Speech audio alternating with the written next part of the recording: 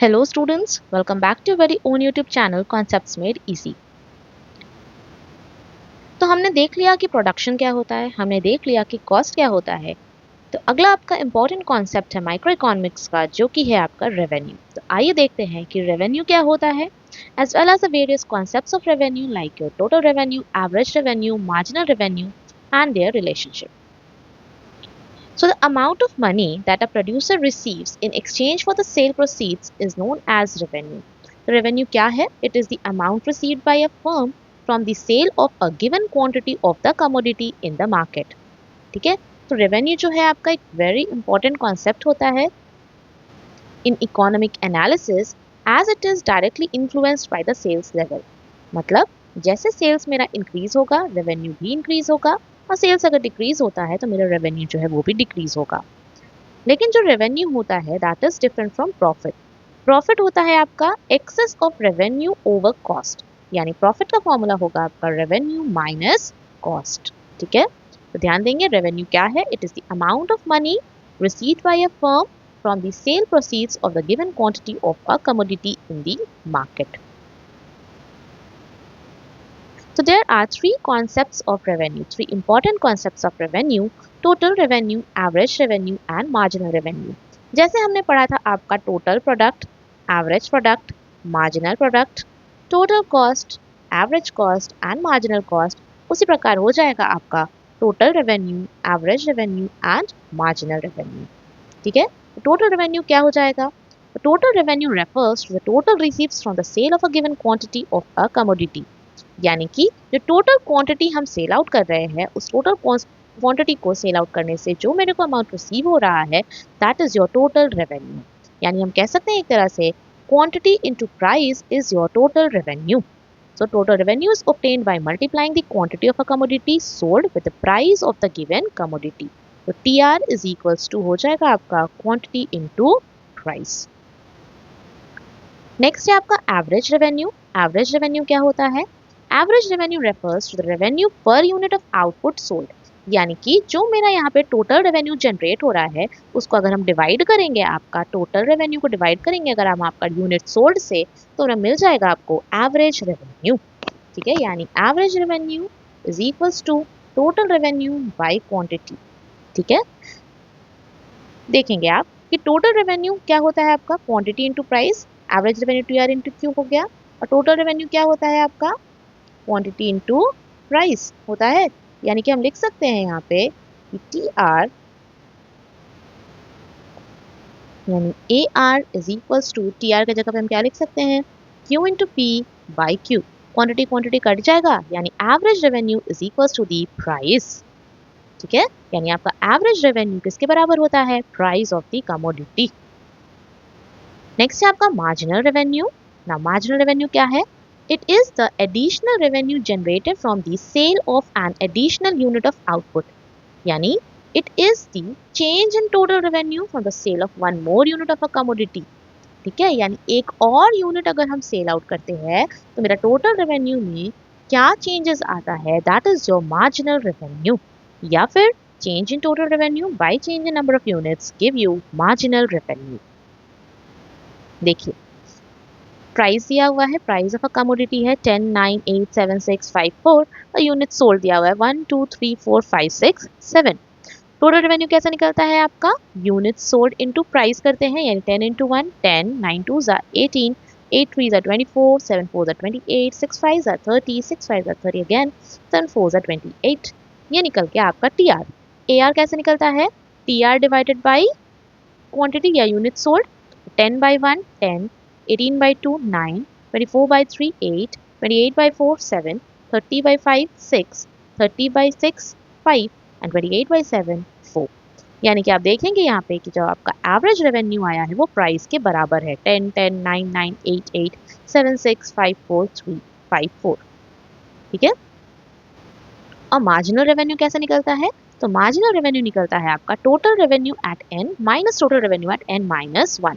जैसे यहाँ पे 10 है तो इसके पहले क्या था? 0, तो 10 minus 0 gives you 10, 18 minus 10 gives you 8, 24 minus 8 gives you 6, 28 minus 4 4, 30 minus 3 2, 30 minus 30 0, 28 minus 30 minus 2।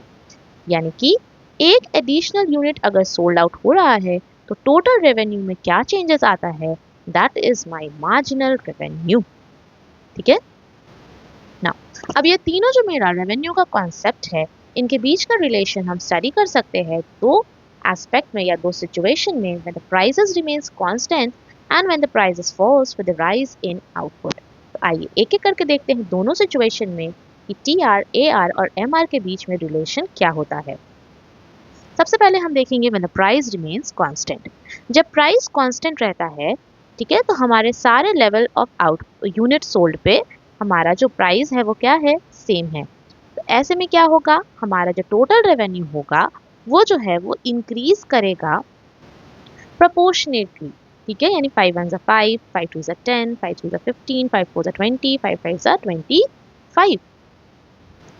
और जब हम एमआर निकालेंगे, यहाँ पे जो एमआर होगा आपका एक एडिशनल यूनिट सोल्ड होने से टोटल रेवेन्यू में क्या चेंजेस आ रहा है, यहाँ हो जाएगा आपका 5 10 माइनस 5 5, अगेन 5 5 5, यानी कि यहाँ पे आपका जो revenue from every additional unit MR है वो आप देखेंगे कि आपका एआर के बराबर आ रहा है 5 5 5।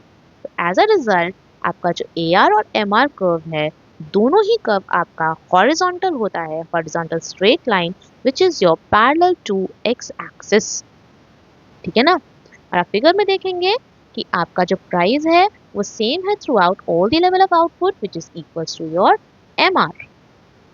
ठीक है, तो अगर हमारा प्राइस कांस्टेंट है और एआर और एमआर के बीच का रिलेशन हम अगर देखें तो they both are equal. Next है आपका relationship between TR and MR. तो टीआर एंड एमआर के बीच का रिलेशन जब प्राइस कांस्टेंट है तो हम देखेंगे कि आपका जो एआर है वो तो थ्रू आउट कांस्टेंट है। ठीक है, now the firm can sell any quantity of output at the fixed price in the market. As a result जो हमारा एमआर एंड एआर कर्व है वो क्या होता है, horizontal straight line parallel to the x axis. और since हमारा जो मार्जिनल रेवेन्यू है वो कांस्टेंट रेट में इंक्रीज कर रहा है, तो टीआर भी हमारा इंक्रीज कर रहा है एट अ कांस्टेंट रेट। यानी हम भी देखेंगे आप 5 5 5 5 5 5 से इंक्रीज कर रहा है।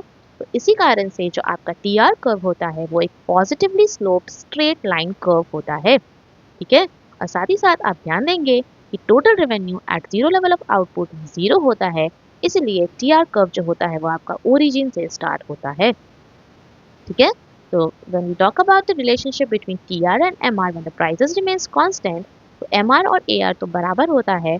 ठीक है, और वो होता है आपका पैरेलल टू एक्स एक्सिस, लेकिन जो टीआर कर्व होता है वो positively slope straight line curve होता है, क्योंकि जो हमारा टीआर है वो इंक्रीज करता है at a constant rate. Next है आपका दूसरा situation when the prices falls when the rise in output. Now आपको पता होगा कि the firm can increase their volume of sales only by decreasing the price. ठीक है, यानी कि हमारा जो सेल है वो इंक्रीज करेगा अगर हमारा जो प्राइस है वो डिक्रीज करता है। ठीक है, इसका मतलब क्या हो जाएगा कि revenue from every additional unit, जिसको हम एमआर कहते हैं, वो कम होगा आपका एवरेज रेवेन्यू से। ठीक है, इसका मतलब क्या है कि आपका एआर और एमआर कर्व दोनों जो होगा वो आपका एक डाउनवर्ड स्लोपिंग कर्व होगा फ्रॉम लेफ्ट टू राइट। ठीक है, क्यों आपका डाउनवर्ड स्लोपिंग कर्व होगा, क्योंकि हम जो अपना है सेल्स को इंक्रीज कर सकते हैं only by decreasing the price, और एआर जब फॉल करता है विद इंक्रीज इन सेल्स, तो जो आपका मार्जिनल रेवेन्यू होता है फ्रॉम एवरी एडिशनल यूनिट वो हो जाता है लेस दैन एआर। देखेंगे आप यहाँ पे शेड्यूल में आपका एआर है 5 4 3 2.251, मल्टीप्लाई करेंगे तो टीआर आ जाएगा 5 8 9 9 5। आप एमआर निकालेंगे तो यहाँ तो 0 minus 5 minus 0 5, 8 minus 5 3, 9 minus 8 1, 9 minus 9 0, 5 minus 4 minus 4। ठीक है, तो आप देखेंगे कि आपका जो एमआर है वो कम है, ठीक है, as compare to your AR. इसीलिए आपका दोनों तो डाउनवर्ड ही स्लोप कर रहा है, लेकिन क्योंकि आपका मार्जिनल रेवेन्यू लेस दैन है एवरेज रेवेन्यू, इसीलिए एमआर कर्व जो है वो ज़्यादा स्टीपर है दैन द एआर कर्व। ठीक है, स्टीपर है दैन द एआर कर्व।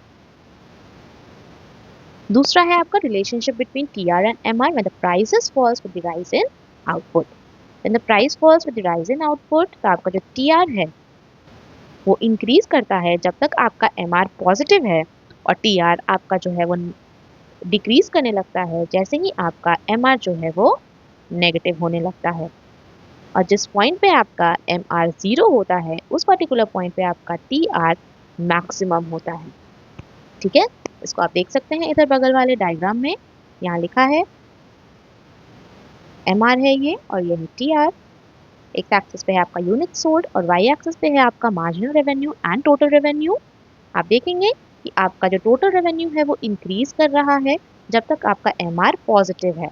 ठीक है, जैसे ही मेरा MR 0 हुआ उस पर्टिकुलर पॉइंट पे मेरा टोटल रेवेन्यू क्या है, मैक्सिमम है। और जैसे ही मेरा मार्जिनल रेवेन्यू नेगेटिव जाने लगा वैसे ही मेरा टोटल रेवेन्यू डिक्रीज करने लगा। ठीक है, चलिए, तो आई होप सो कि आपको रेवेन्यू कॉन्सेप्ट्स में अब कोई दिक्कत नहीं है। आपको समझ आ गया होगा कि PR क्या होता है, AR क्या होता है और MR क्या होता है। साथ ही साथ relationship between the various revenue concepts in both the situations, that is when the price remains constant as well as when the price falls with the rise in output. चलिए, तो फिर मिलेंगे एक नए वीडियो में एक नए कॉन्सेप्ट के साथ। तब तक के लिए कीप स्टडीइंग। Thank you.